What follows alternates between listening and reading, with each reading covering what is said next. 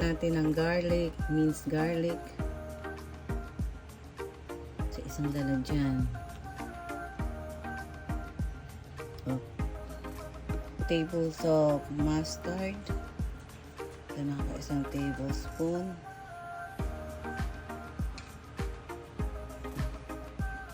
Two tablespoon of mustard, honey mustard.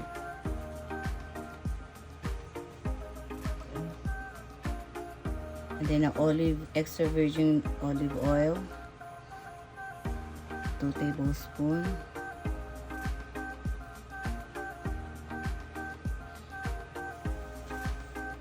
And then mix.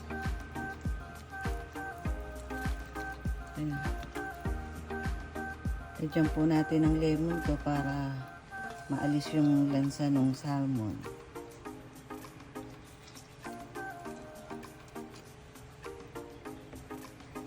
And then mix.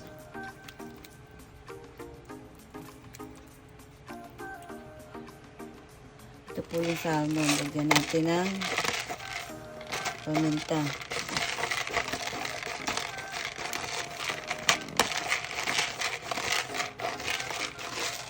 Harap at likod po. Asin. Salt. And then rabbit. And then the back side din kailangan lagyan po rin natin para magkaroon ng lasa.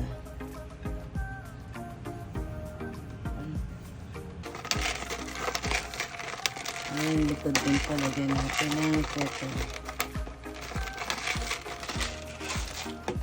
at paminta, asin.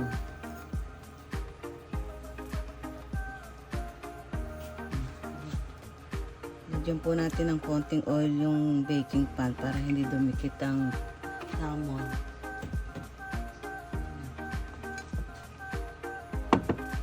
Tapos po i-line natin ang salmon.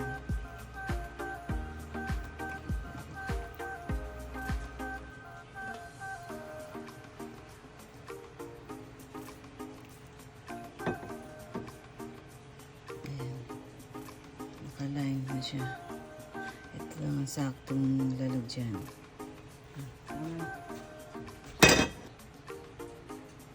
Ngayon po itong mixture na ginawa natin, ilagay na natin dito sa salmon. Ipahid lang po natin ng maayos. Ayan. Para lumasa. Ito.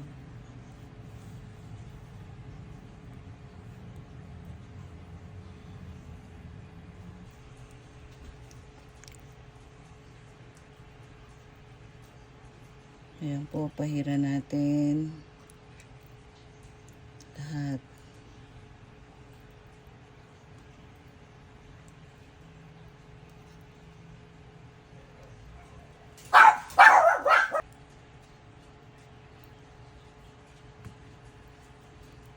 Patay mo.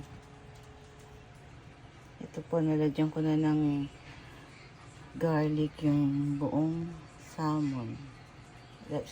Salang na lang po natin siya sa oven ng 450 Fahrenheit. And then bake it salmon in 450 Fahrenheit for 12 to 15 minutes.